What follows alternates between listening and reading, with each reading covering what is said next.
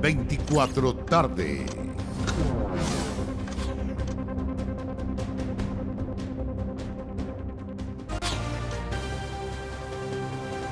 ¿Cómo están? Muy buenas tardes. Les damos la más cordial de las bienvenidas a la revisión de noticias en 24 tarde. Hay 23 grados en la capital, pronosticados 25 para esta jornada, aunque la sensación no podría ser un día más abochornado, no se siente quizás la temperatura que hay. Vamos a revisar, cuando son las 13 horas en punto, cuáles han sido las imágenes que han marcado esta jornada de día miércoles 26 de abril. Partimos por esto que sucedió en Buin. Una mujer que iba a buscar a sus hijos al colegio murió luego que una jauría de perros la atacara. A raíz del hecho, el dueño de los animales fue detenido.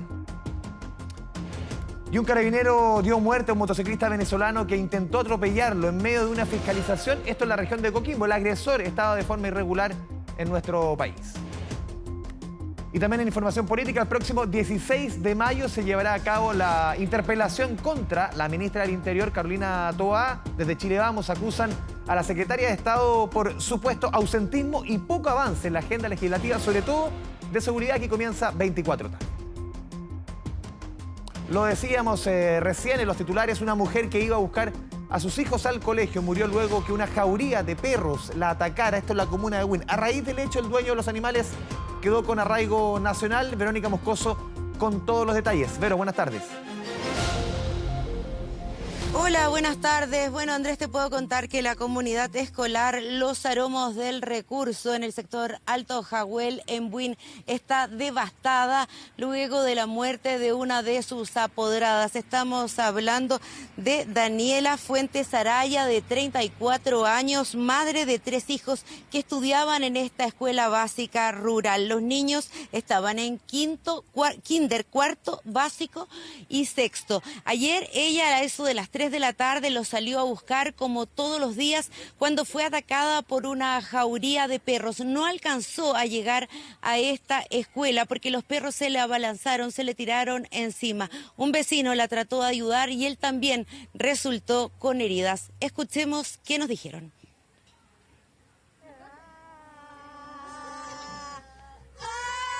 Nosotros le hemos advertido muchas veces. Aquí vecino le dijo a ella que tenía que ver los perros porque los perros de repente iban a morder a una persona, pero nunca pensamos que los perros ya iban a llegar a matar. Teníamos que allá afuera venir con palos, que a veces no podíamos pasar. Entonces ella estaba con conocimientos de estas cosas. Aquí transitamos todos los días, este es el camino por donde accedimos a nuestras casas. ¿Los perros tenían antecedentes de haber atacado a otras personas? No. No ladraban los perros por aquí, pero no. Esto se dio por primera vez, pues claro. Antes, en algún momento, sí, pues atacan, qué sé yo, pero así de esa gravedad no. Claro. Todos los perros que ladran, que atacan un poco, pero nada más.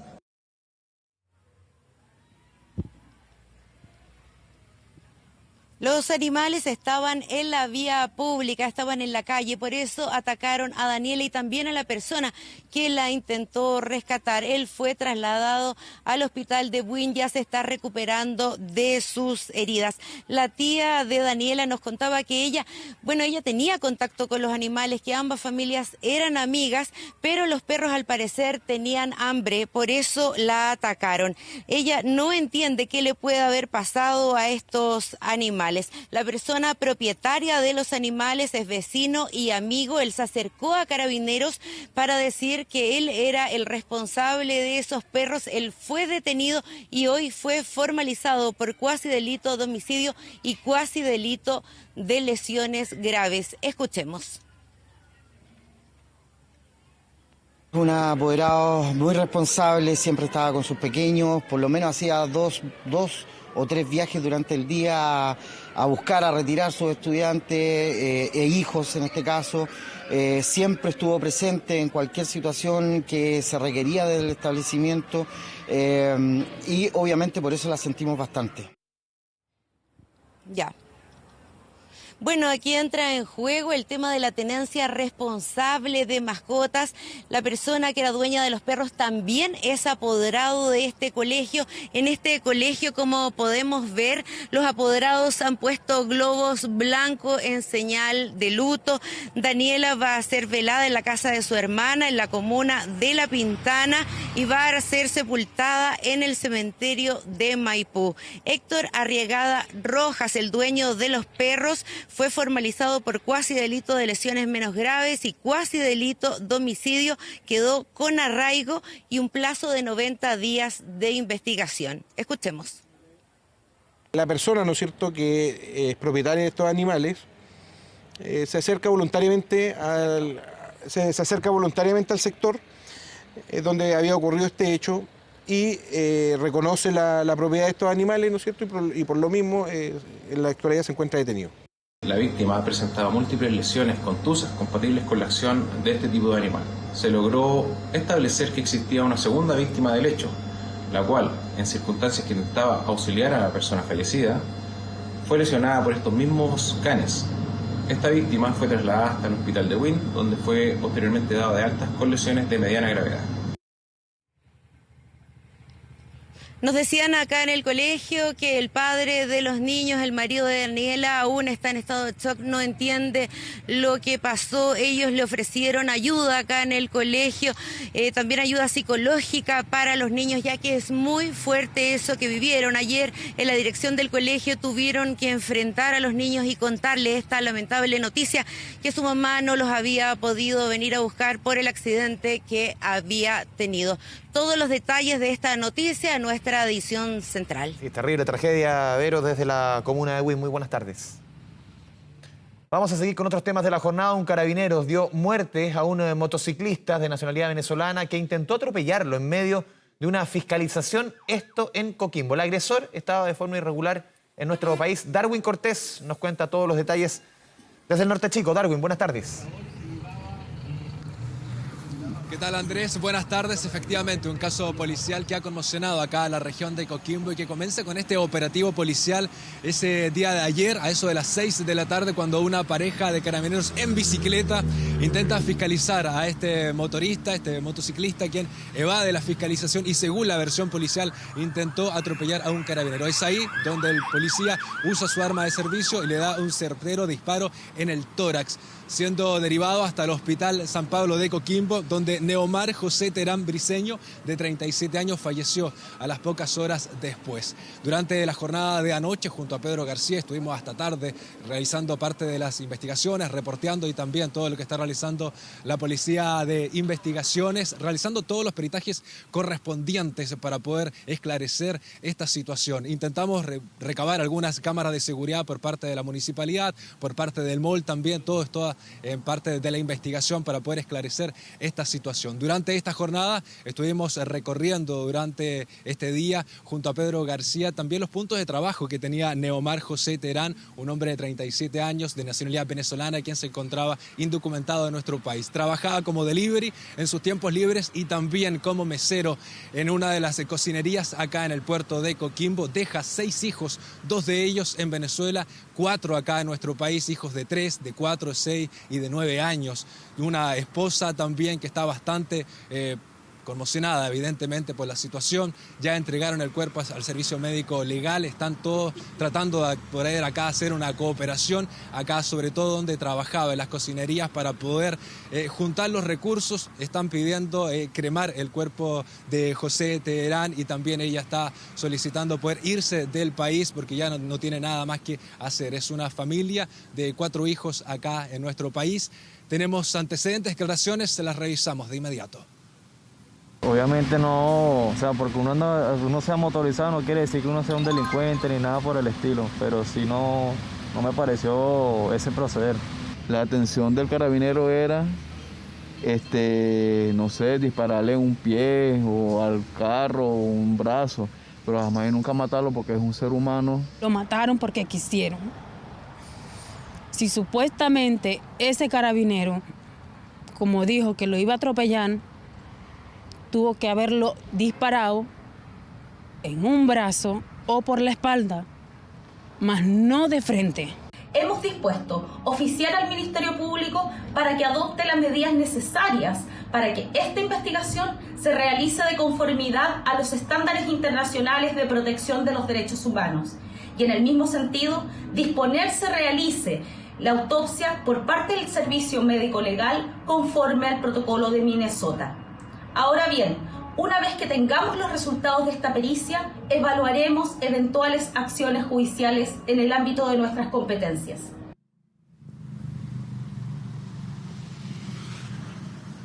Ahí teníamos las declaraciones por parte de los colegas, los amigos de José Teherán, los delivery, también por parte de Stephanie Villalobos, la esposa con quien estaba acá en Chile, en nuestro país. Deja 4 hijos de 3, 4, 6 y 9 años, 2 también que tenía en Venezuela. Un hombre de 37 años que en sus tiempos libres era delivery y también cocinero, el cual el día de ayer fue abatido por parte de un carabinero en un procedimiento policial donde los antecedentes se empiezan a cuestionar por parte de las voces del Instituto Nacional de Derechos Humanos. Vamos a estar muy atentos a lo que ocurra con esta información. Andrés, es todo en desarrollo, es parte de la investigación sobre este caso de este motociclista abatido el día de ayer acá en la región de Coquimbo. Darwin Cortés, desde la región de Coquimbo, muy buenas tardes.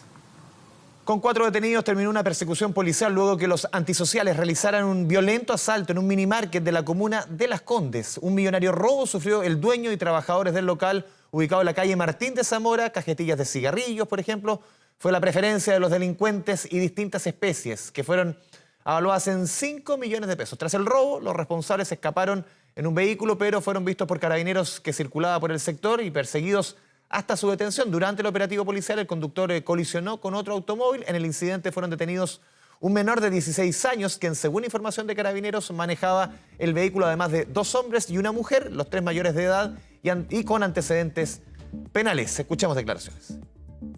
Yo pensé que me habían chocado por atrás alguien que se había despistado, pero cuando me bajé, cuando miré por el espejo retrovisor, vi que los tipos salieron del auto arrancando. Yo estaba aquí adentro y cuando lo veo que venían por ahí corriendo con una pistola en la mano y la policía, inmediatamente cerré y con llave le puse, pero entonces se me miró y siguió y se metió para allá. Yo vi que saltaron nomás y después Carabineros se metió para allá y salió al tiro con el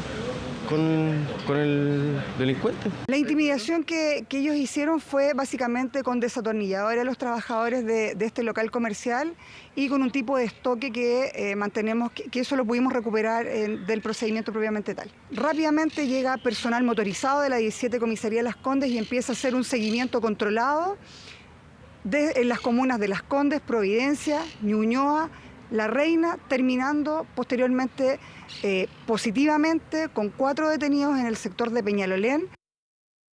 Revisamos información política. El próximo 16 de mayo se llevará a cabo la interpelación contra la ministra del Interior, Carolina Toá. Desde Chile Vamos acusan a la secretaria de Estado por supuesto ausentismo y poco avance en la agenda legislativa, sobre todo en materia de seguridad. Kevin Filgueras nos cuenta todos los detalles desde Valparaíso. Kevin, buenas tardes. ¿Cómo estás, Andrés? Muy buenas tardes. Ya en horas de la noche conocíamos detalles de lo que iba a ser esta solicitud de interpelación a la ministra del Interior y Seguridad Pública, Carolina Toá. Desde la oposición, partidos de Chile Vamos habían enviado un documento de 5 páginas, 12 puntos, donde se le cuestionaba a la ministra Carolina Toá, por ejemplo, no apoyar de manera suficiente a Carabineros, la inexistencia de una agenda legislativa y ausentismo de la ministra Toá. Esto es lo que dicen desde Chile Vamos, la incapacidad de frenar el explosivo avance del crimen organizado, entre otros puntos. Obviamente materias que serán parte de esta interpelación, de este cuestionario que se le va a hacer en la sala de la Cámara de Diputadas y Diputados a la jefa de gabinete el próximo 16 de mayo a las 3 de la tarde. Una definición política tomada por los partidos de Chile Vamos que fue votada en la sala de la Cámara y fue aprobada con los votos necesarios para que esto se desarrolle. Hubo explicaciones de parte del diputado Diego Chalper, quien durante la mañana sonó como un posible interpelador. Finalmente va a ser el diputado Andrés Longton de la misma tienda de Renovación Nacional, y también se avisora una posible acusación constitucional contra la jefa de gabinete. Esto es lo que adelantó también el diputado UDI Guillermo Ramírez, quien no descartó la utilización de esa herramienta una vez finalizada esta etapa de interpelación. Revisamos ambas declaraciones. Ministra Toá, Chile se le acabó la paciencia. Chile no quiere más excusas. Lo que Chile quiere es claridad. Y es compromiso de este gobierno de combatir sin vacilaciones la delincuencia. Aquí no se trata de nada distinto que responderle a las muchas víctimas que escuchamos en nuestros distritos. Y lo que nos piden es que pidamos explicaciones. Nosotros, a diferencia de lo que fue el Frente Amplio y el Partido Comunista cuando ellos fueron oposición, usamos las herramientas que nos da la Constitución con racionalidad. Vamos a partir por esta interpelación, pero por supuesto que si los problemas de orden público en el país continúan y la ministra no es capaz y el gobierno no es capaz de dar respuesta a lo que hoy día están sufriendo los chilenos, por supuesto que podría venir una acusación en los meses venideros.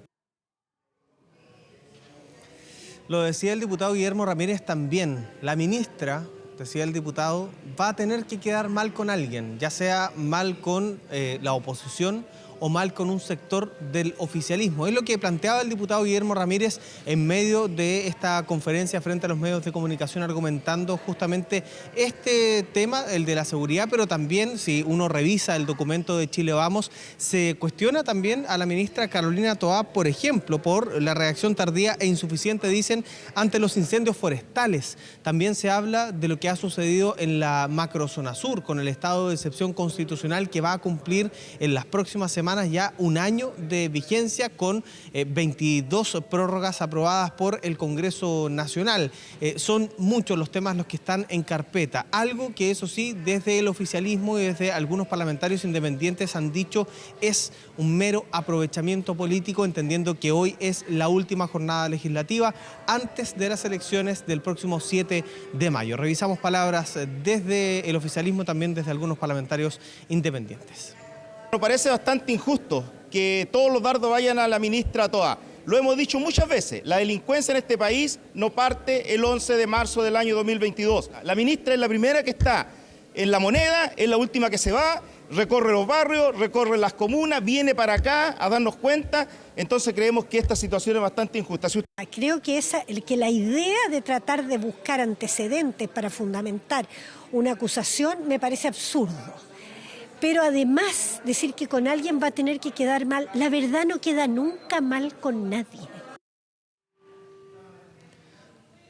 Bien, declaraciones de parlamentarios desde el oficialismo. También se ha dicho incansablemente durante esta mañana que acá se está utilizando políticamente la herramienta de la interpelación, algo que se escuchaba desde el otro lado, bueno, en el gobierno anterior, la utilización o mala utilización del tiempo de los parlamentarios precisamente para una sesión que es de carácter especial, pero donde se podrían hacer otras cosas, dicen hoy desde el oficialismo. Desde La Moneda han hablado varios referentes, podríamos decir. Hablamos, por ejemplo, acá en el Congreso Nacional con la ministra del Trabajo, que integra el comité político, obviamente donde es jefa de gabinete la ministra Carolina Toá. Ella fue enfática en decir que acá hay un aprovechamiento y también deslizó una intención electoral de cara a la elección de consejeros constitucionales del próximo 7 de mayo. También habló la ministra de Defensa, Maya Fernández, con quien Carolina Toá ha tenido que venir al Congreso Nacional justamente a fundamentar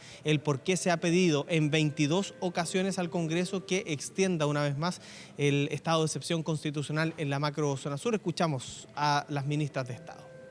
Sin duda, y es evidente que esto se trata de un punto político, lo cual me parece errado, porque lo cierto es que el gobierno está haciendo lo que debe hacer en materia de seguridad pública y espera que la oposición también esté en la misma sintonía. Ya en el verano se restaron de la mesa de seguridad pública y hoy día tenemos este anuncio de interpelación a una semana, a un proceso eleccionario. No quisiera pensar que esto está relacionado con aquello. La ministra ha cumplido cabalmente sus funciones, cada 15 días vamos, ha dado siempre respuesta a cada uno de los puntos en los cuales se ha solicitado información.